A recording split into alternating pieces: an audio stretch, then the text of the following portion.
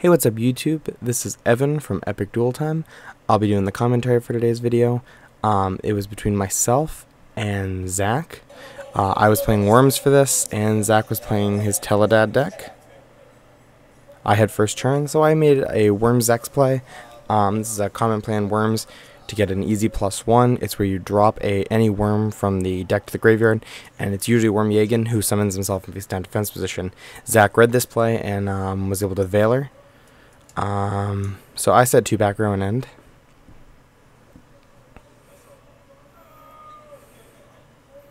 Zach thinks one of my face downs is Salem Warning.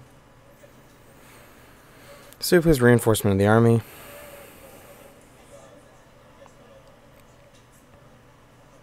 Normal summons his Elemental Hero Stratos. I let it go. I have no way of stopping that. I don't actually run Effect Veiler in the Worm deck.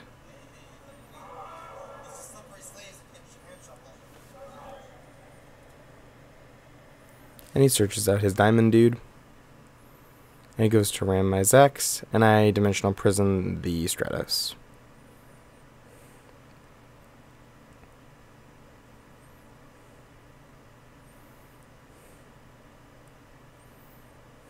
And he sets 2 back row and ends. So I use Compulsory Evacuation Device. I want to put Worms X back in my hand so I can try its effect again.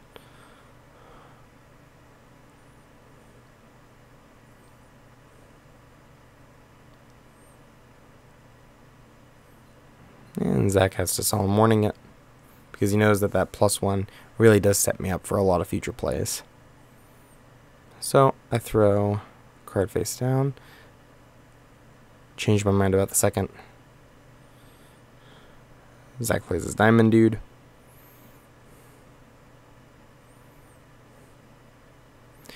And it turns out to be a Necrogardna, so of course it ends up at the bottom of the deck. He uses Return from the Different Dimension, pays half of his life points. And he gets us another Stratos search because he summons Stratos. He's gonna, actually, sorry, he uses the second effect to destroy my back row. I forgot about that. And then he summons his Blade Armor Ninja. Off of course, 2 warrior monsters.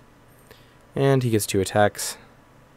Both of which will go through, leaving me at 3,600 points, Zach at 3,000. I set a monster, and set a face down. The card you can see that I'm hesitating on is Compulsory Evacuation Device. I like to wait until I'm ready to use it, because if I'm not ready to use it and they heavy, it just turns out to be way too bad for me. He attacks, and I use my W Nebula Meteorite. It flips all face-down monsters face up. During the end phase, I get to flip all light reptiles face down, draw a card for each, and then special summon a level 7 or higher reptile monster. In this case, all of those effects happen during the end phase except for flipping face up. The face-down monster is Worm Jagen. Jagen is like the bouncing to the hand version of Snowman Eater, where it's not a flip effect, but it does activate when flipped. So it sends the Blade Armor back to his extra deck.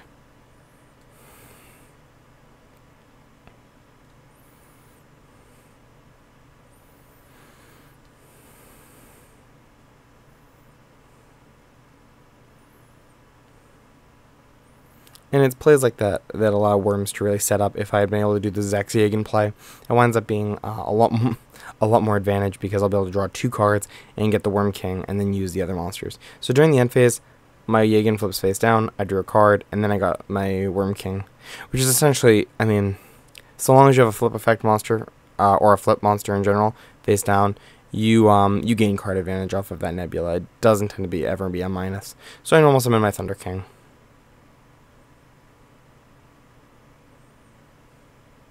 Attack with my Worm King, and so I know that I have to get rid of this Gore's, so I use Jagen's effect to put the token back to the extra deck, and then I pop Gore's using Worm King's effect by tributing Jagen.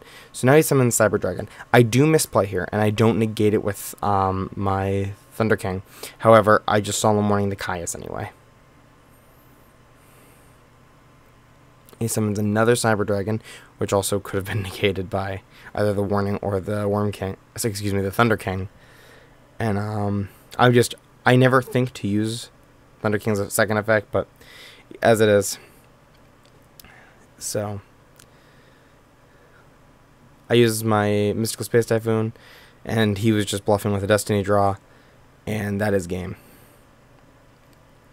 So as you can see, the last two cards in my hand were Thunder King and my Compulse. So game 2, Zach will take the first turn.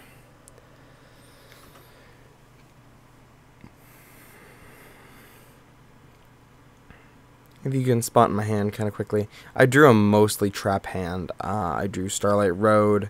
I think the only monster in my hand ended up being Honest. There's a Compulse in there. There's a Gozen match in there. It really isn't very good if I didn't draw a Worm. I mean, Worm's X would have made that hand amazing, but all I had was Honest, and I had to use Honest. So of course, Zach does his Stratos, search Malicious, play Destiny, draw, drop the Malicious. Gets to draw 2 cards. It's when you draw like that, it's amazing. But so I still didn't top deck very well.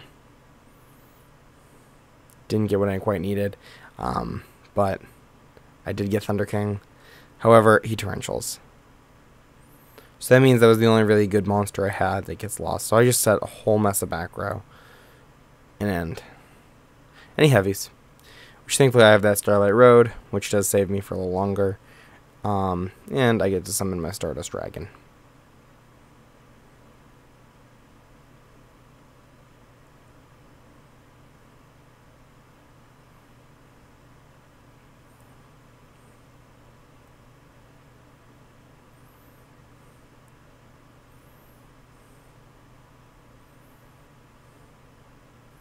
So he brings out his Cyber Dragon, and then chains Emergency Teleport.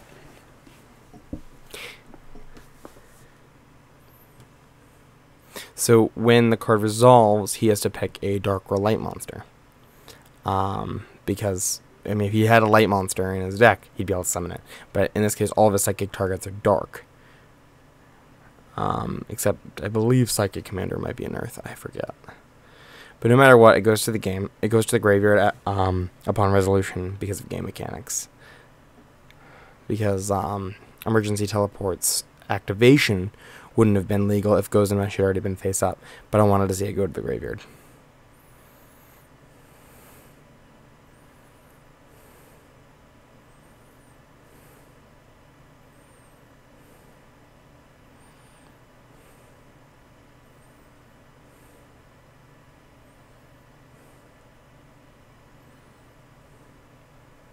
So he passes turn, I draw, and I just attack with the Stardust Dragon. Which of course under Gozen, I am only able to play wind monsters. Now his type is reset. So he plays his Lore. I have no answer to that, so just let him draw his cards, and then he gets to banish a dark out of his hand. So he picks a Cravons, which is the second Cravons. He has one in the banish zone, and he has one graveyard, which then he banishes a light and a dark to summon his Blackluster Soldier, Envoy at the beginning. I check his graveyard, because then I have to compulse that back to his hand.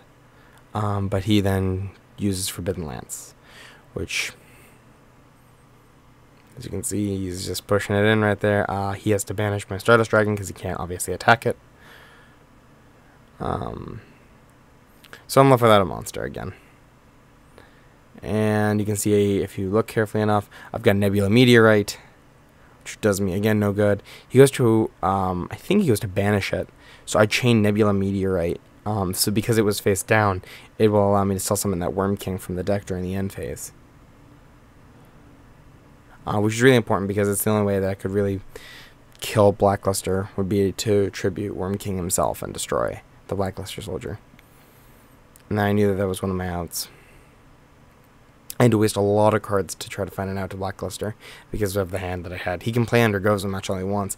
Blackluster is a fighting force all by himself. So, shuffle it up. And then after end phase, I draw. Pretty sure I opened just as poorly as I thought I would.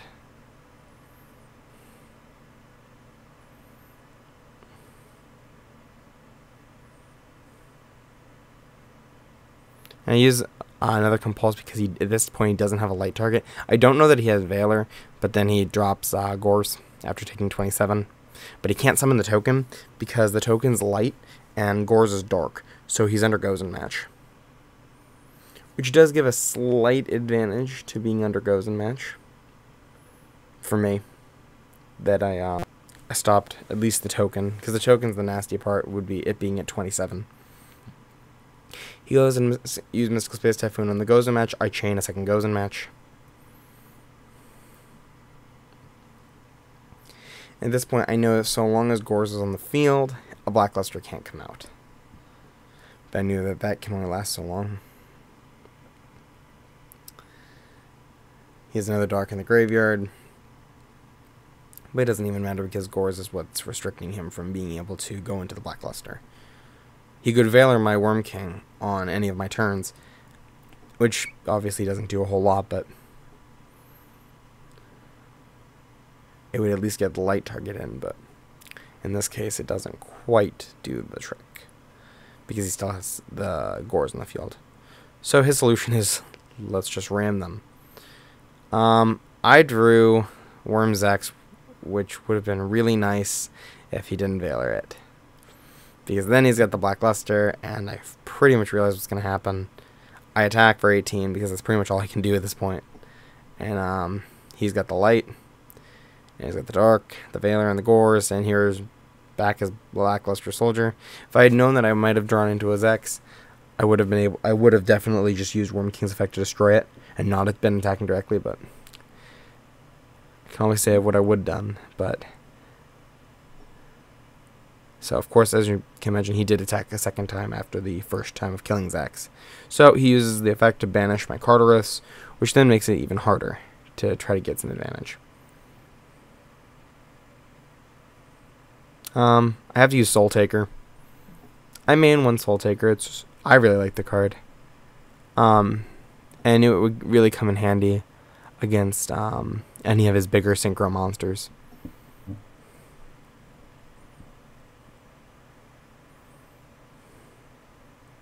Or any Xyz monster that I couldn't get over with Worm King. So he uses Return from the Different Dimension. And I scoop because I know where that's going.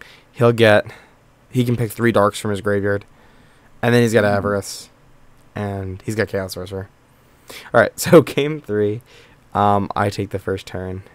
Getting advantage against him is really important. I have to, against TeleDAD, you kind of have to beat them in the short game. So I think over the play quick.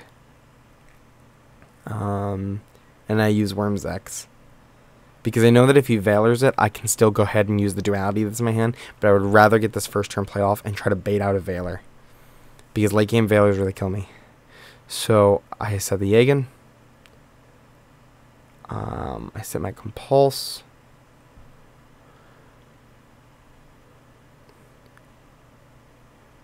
Got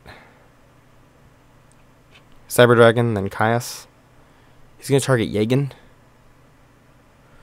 And I realized that even if I were to compulse Yagan back to my hand for any reason, Yagan would still leave the field.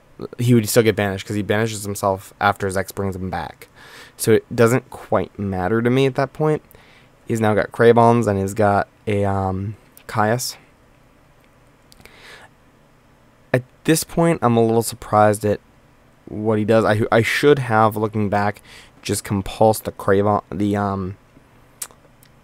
Caius or the Craybons back to his hand, because he read really well that I had a compulse face down by the way I had reacted when he Caiused, so he went into Thought Ruler and I can't really use it. So I compulse Zax back to my hand, but he lances it in place so that I can't get it again. So I lose 1,700 because the difference is 17, and then he gains 1,000 because he reduced Zex's attack to 1,000. So then I use a duality trying to get some cards.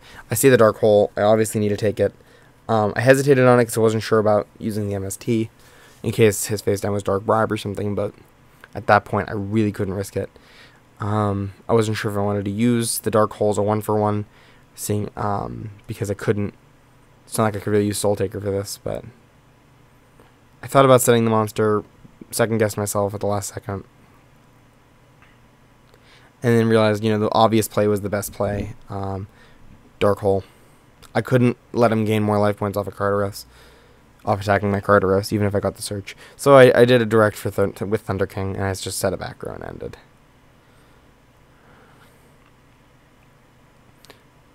And so he sets a monster.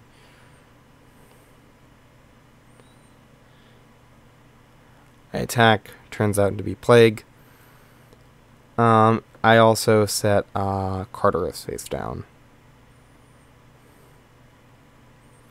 I had to trim a few things in this episode. There were just some stalls I was judging at the time, as well as playing.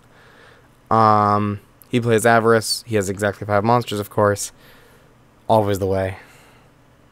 So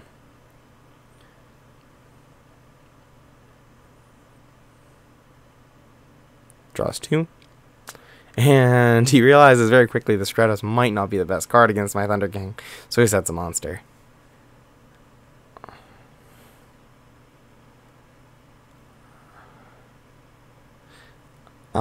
If you notice that I still have Nebula in my hand, it's no good to flip Carteros for his effect. And I drew it, so I don't get to use Carteros' effect under Thunder King. I just need the monster because I wanted to see what his face down was.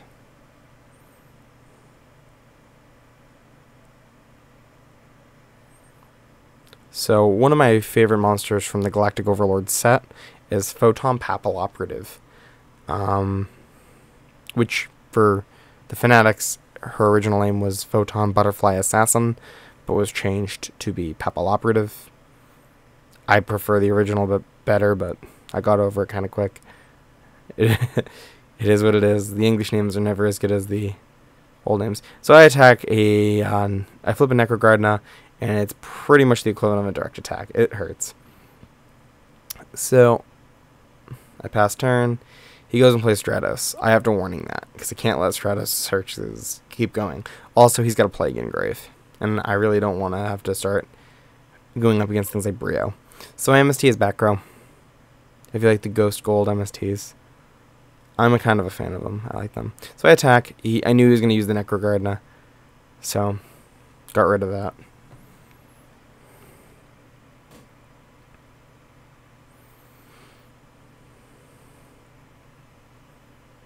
Alright, so he does a Leap of Faith on the lore, sets his 2 cards, and draws spells. Which, those are good spells too. MSD and Dark Hole are really helpful for him.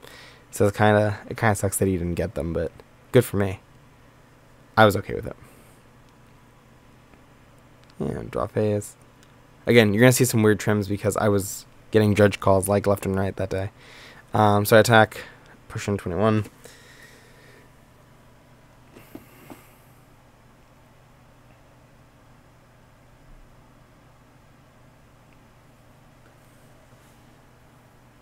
Another 21 with Photon Papal Operative. I read that there's a Torrential on the field pretty much. So I'm holding a Zex. And I think I'm holding Soul Taker. Yeah, I'm holding Soul Taker. So he summons a Greffer, which is cool. Greffer's fun. And then he Torrentials. But I'm still holding Thunder King. As I said, I read that Torrential because I didn't want to summon my Thunder King and push for game. So now I summon my Thunder King. And he flips up a D-draw as a joke, and that's game. So Worms take this one. And hope you enjoyed the video. Please comment, like, subscribe, let us know how we're doing. And as always, keep dueling, America. Card of the Week brought to you by Honest. Did somebody say Honest? Your card of the week is W Nebula Meteorite. This is the only trap card dedicated to the Worm archetype. It reads, change all face-down monsters on the field to face-up defense position. During the end phase of the turn, change all face-up light reptile monsters you control to face-down defense position. Draw 1 card for each. After that, you can special summon one level 7 or higher light reptile monster from your deck. This works fantastically with Carteros, Zex and Yagan, or simply just a Yagan, by allowing you to get the advantage off their flip effects, turning them down to get the card draw advantage, but then also being able to summon the Worm King from the deck. And that's your card of the week, brought to you by Honest. Did somebody say Honest?